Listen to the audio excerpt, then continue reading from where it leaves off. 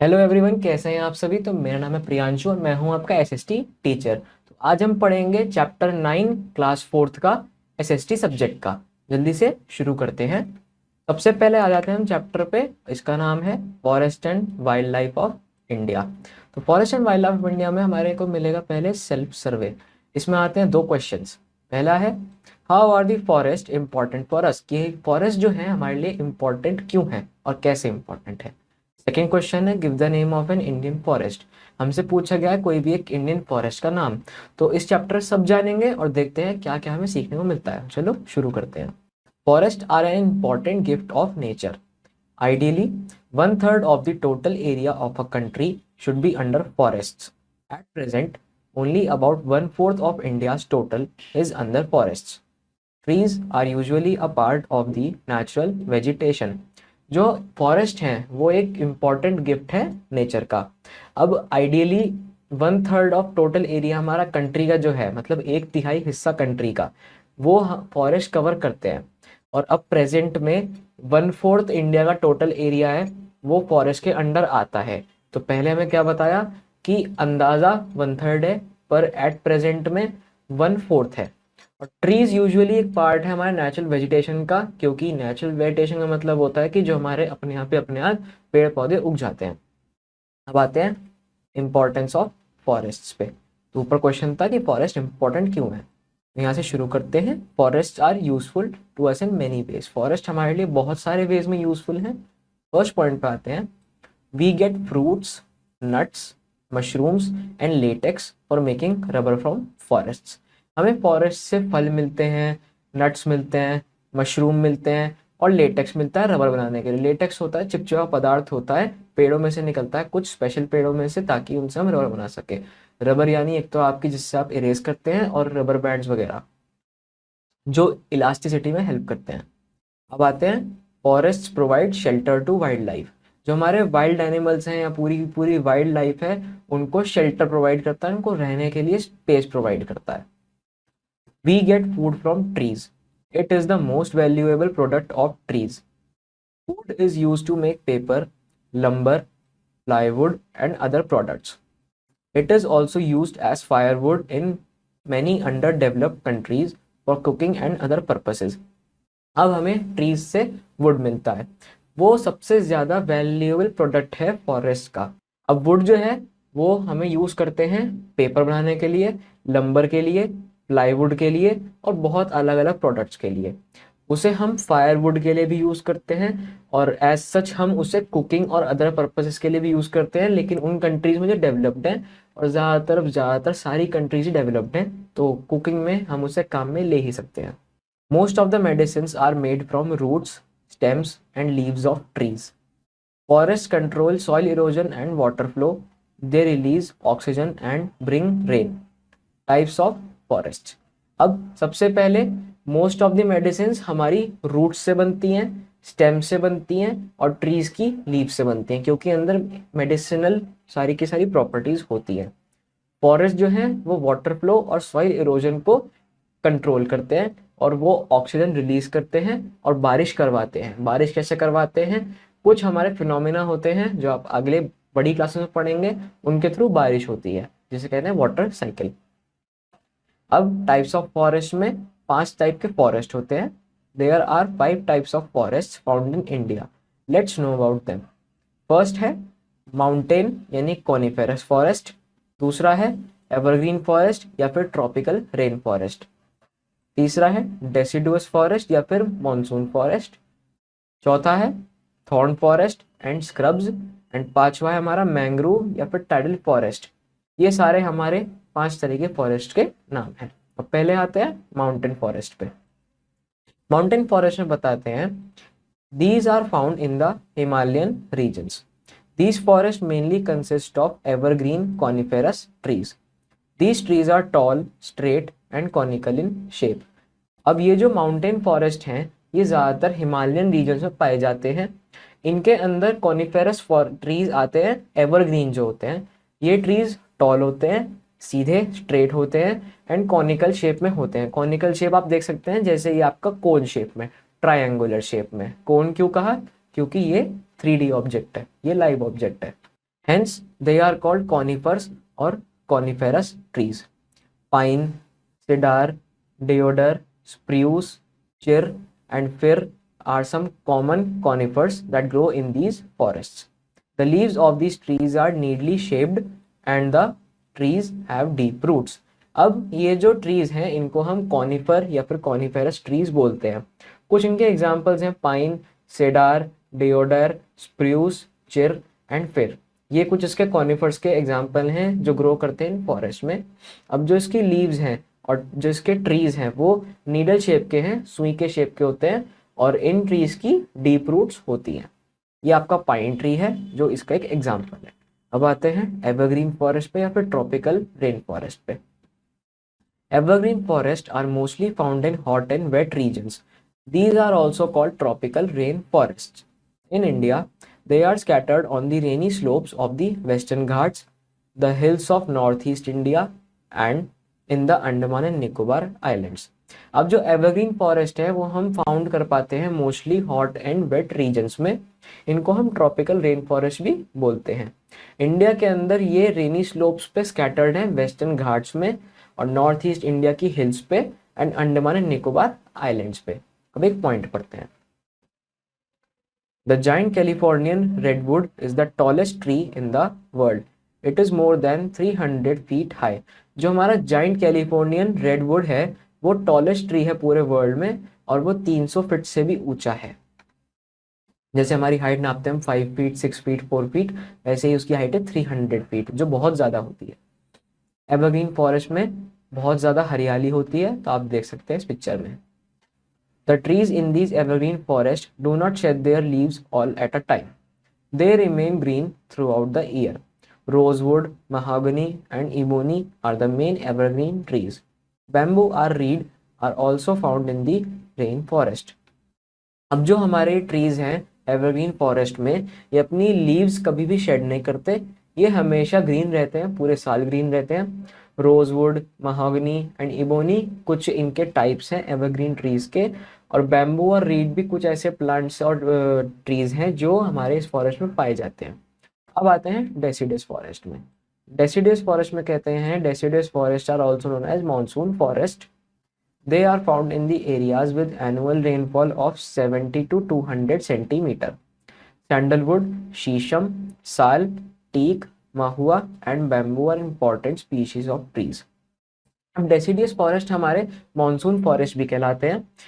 ये ऐसे एरियाज में पाए जाते हैं जहाँ पे एनुअल रेनफॉल 70 से लेकर 200 सेंटीमीटर की होती है. सैंडलवुड, शीशम, साल, टीक, महुआ और बैम्बू इंपॉर्टेंट स्पीशीज हैं डेसिडियस फॉरेस्ट ट्रीज के. The trees of these forest shade there leaves for 6 to 8 weeks. This helps the trees withstand the summer heat. However, the different species of trees shed their leaves in different seasons and the forest never appear bare. अब जो ये trees हैं यहाँ के ये अपनी जो leaves हैं, लीव्स यानी पत्तियाँ, उनको 6 से 8 हफ्ते के लिए शेड करती हैं. ये ऐसा क्यों करती हैं? ताकि ये समर हीट को झेल पाए. अब कुछ स्पीशीज ऐसी होती हैं ट्रीज की जो अपनी लीव्स को डिफरेंट सीजन में शेड करती हैं जिससे कि फॉरेस्ट हमारा कभी भी बेयर अपीयर नहीं होता, कभी भी बेकार अपीयर नहीं होता, सुंदरता बनी रहती है. अब आते हैं थॉर्न फॉरेस्ट में, यानी कि जो कांटेदार होते हैं पेड़ हमारे. Thorn forest are mostly found in north western part of the great Indian desert in Rajasthan, in parts of Madhya Pradesh and some part of Uttar Pradesh where the annual rainfall is about 50 centimetre. The trees in these forest are mostly scrubs that have long roots, thick barks, sharp thorns and small leaves. They can survive without water for many days. Cactus, babool and कीकर are the main trees in these forests. अब जो हमारे thorn forest हैं वो mainly north western part में पाए जाते हैं ग्रेट इंडियन डेजर्ट के जो कि राजस्थान में स्थित है. और कुछ ऐसे पार्ट्स हैं मध्य प्रदेश के और कुछ उत्तर प्रदेश के पार्ट्स हैं जहाँ पे एनुअल रेनफॉल 50 सेंटीमीटर के आसपास होती है. अब ये ट्रीज जो हैं ये बहुत ज़्यादा पाए जाते हैं एज लाइक स्क्रब्स जिनके लॉन्ग रूट्स होते हैं, थिक बार्क्स होती हैं, शार्प थॉर्न्स होते हैं और लीव्स छोटी छोटी होती हैं. ये पानी के बिना भी बहुत दिन तक सर्वाइव कर पाते हैं. इनके एग्जांपल्स देखते हैं जैसे कि कैक्टस हो गया, बबूल हो गया और कीकड़ हो गया. ये इनके मेन एग्जांपल हैं इस फॉरेस्ट में उगने वाले ट्रीज के. ये हमारे कैक्टस प्लांट्स और बाकी और भी जगह प्लांट्स लगे हुए हैं वो और हैं जैसे कि हमने पढ़ा कि बहुत सारे प्लांट्स यहाँ पे पाए जाते हैं और ट्रीज पाए जाते हैं। अब आते हैं टाइडल फॉरेस्ट पे। Tidal forest are also known as mangrove forest.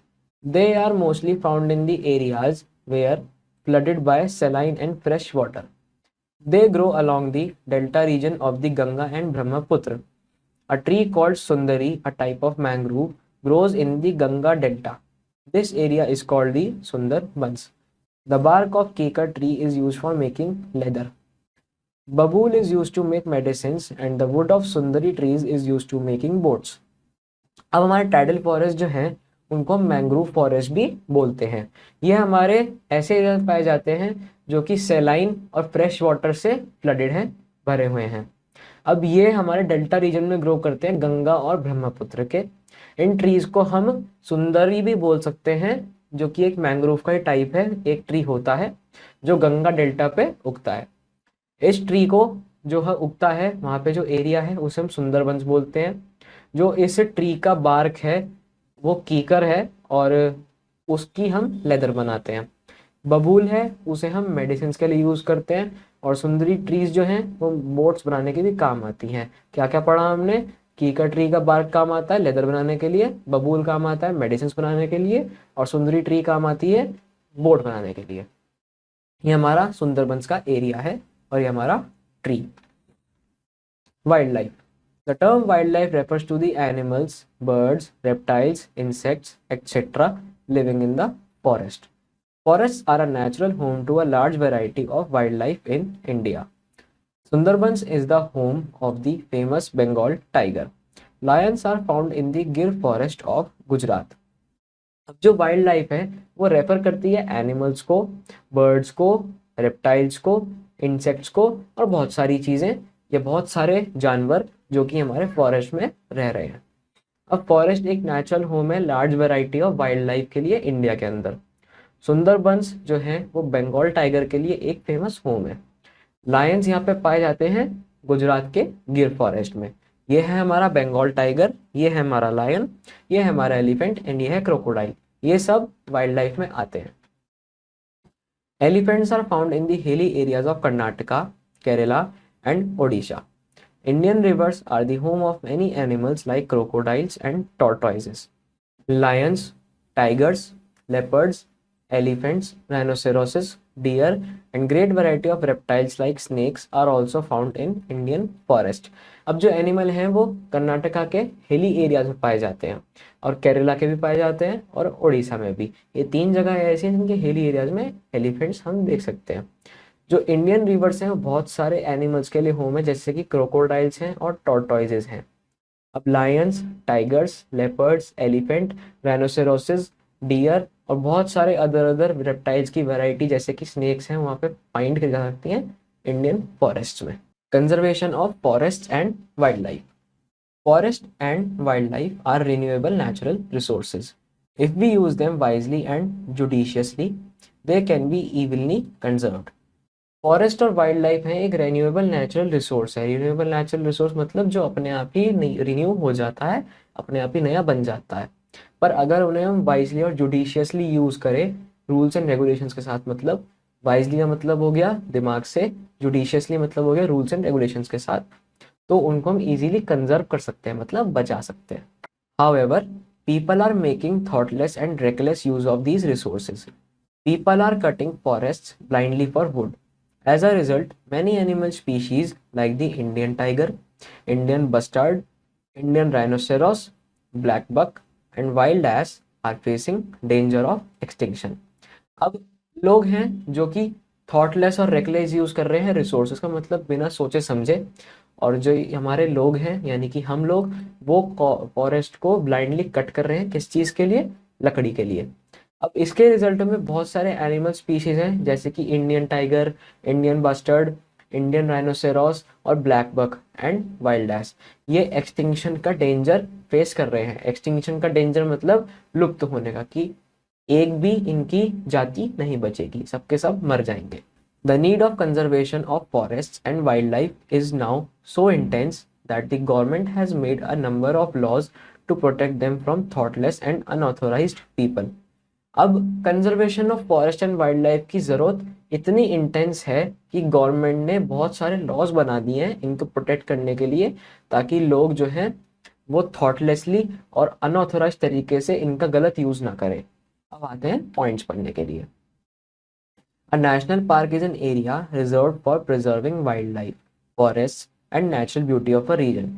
अब नेशनल पार्क एक ऐसी जगह है या फिर ऐसा एरिया है जो रिजर्व करा गया है वाइल्ड लाइफ प्रिजर्व करने के लिए, फॉरेस्ट प्रिजर्व करने के लिए और नेचुरल ब्यूटी उस रीजन की प्रिजर्व करने के लिए। नेचुरल ब्यूटी भी ज़रूरी है ताकि वहाँ पर जानवर रह सकें या फिर हम लोग रह सकें, हम लोग घूम सकें। अब wild life sanctuary is an area reserve for endangered animals. अब एक वाइल्ड लाइफ सेंचुरी ऐसा एरिया होता है जो रिजर्व करा जाता है एंडेंजर्ड एनिमल्स को सेव करने के लिए। एंडेंजर्ड एनिमल्स वो होते हैं जो एक्सटिंक्शन के कगार पे होते हैं, जिनका डेंजर होता है एक्सटिंक्ट होने का। In the past people hunted wild animals, thus many animals became extinct. Hunting is now banned in our country.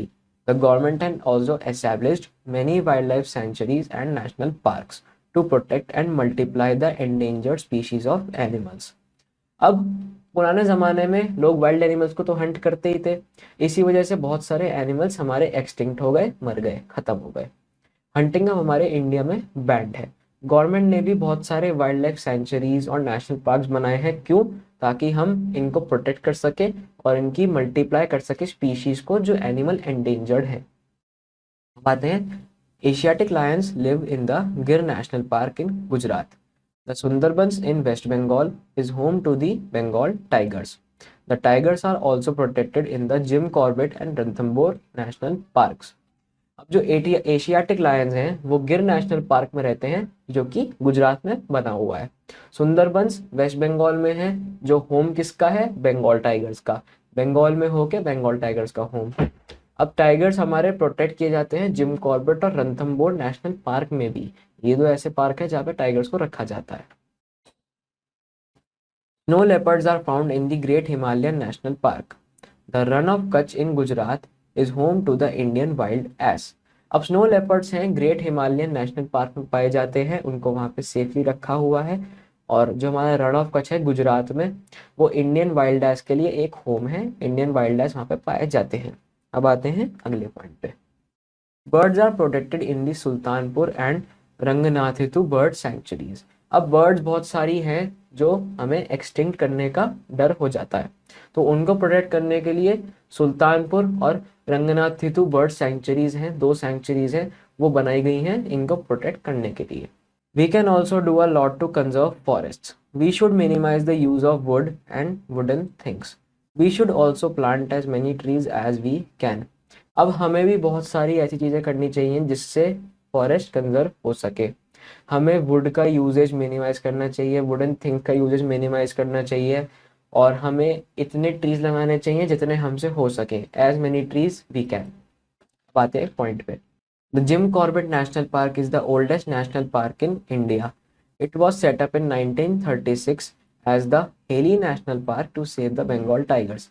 अब जो जिम कॉर्बेट नेशनल पार्क है वो सबसे ओल्ड नेशनल पार्क है इंडिया का। उसे 1936 में बनाया गया था, जिसका नाम था पहले Hailey national park, Bengal tigers को सेव करने के लिए। तो इसी के साथ हमारा चैप्टर खत्म होता है। सबसे पहले हम पढ़ेंगे इसका फटाफट से quick review. At present 1/4 of land of our country is under forest. अभी इस समय पे हमारा इंडिया का 1/4 लैंड, 1/4 लैंड फॉरेस्ट के अंदर आता है, यानी फॉरेस्ट से घिरा हुआ है। Evergreen forest are mostly found in hot and wet regions. Evergreen forest mostly hot and wet जगहों पे पाए जाते हैं। कैक्टस, बबूल, कीकर are the main trees in thorn forest. Cactus, बबूल और कीकर मेन ट्रीज हैं जो थॉर्न फॉरेस्ट में पाए जाते हैं। Tidal forest are also known as mangrove forest. They are mostly found in the areas which are flooded by saline and fresh water. Tidal forest जो है उन्हें मैंग्रोव फॉरेस्ट के नाम से भी जाना जाता है, और ये हमारे मोस्टली पाए जाते हैं कहाँ पे? जहाँ पे सेलाइन और फ्रेश वाटर फ्लड हुआ होता है। Forest and wild life are renewable natural resources. Forest और वाइल्ड लाइफ एक रिन्यूएबल नेचुरल रिसोर्स है। Birds are protected in the Sultanpur and Ranganathittu bird sanctuaries. Birds Sultanpur और रंगनाथितु बर्ड सेंचुरीज में प्रोटेक्ट करी जाती हैं। अब फटाफट से इसके क्वेश्चन आंसर्स पे आते हैं। तो सबसे पहले हम देखेंगे इसमें टिक द करेक्ट ऑप्शन। तो इसमें हमारे से फर्स्ट क्वेश्चन पूछता है dash forest are found in the hot and wet regions. तो इसका आंसर है evergreen forest. Option C is the correct answer. अब आते हैं नेक्स्ट क्वेश्चन पे। Deciduous forest are also known as dash forest. Deciduous forest का दूसरा नाम पढ़ा था हमने मॉनसून फॉरेस्ट। तो option B is the correct answer.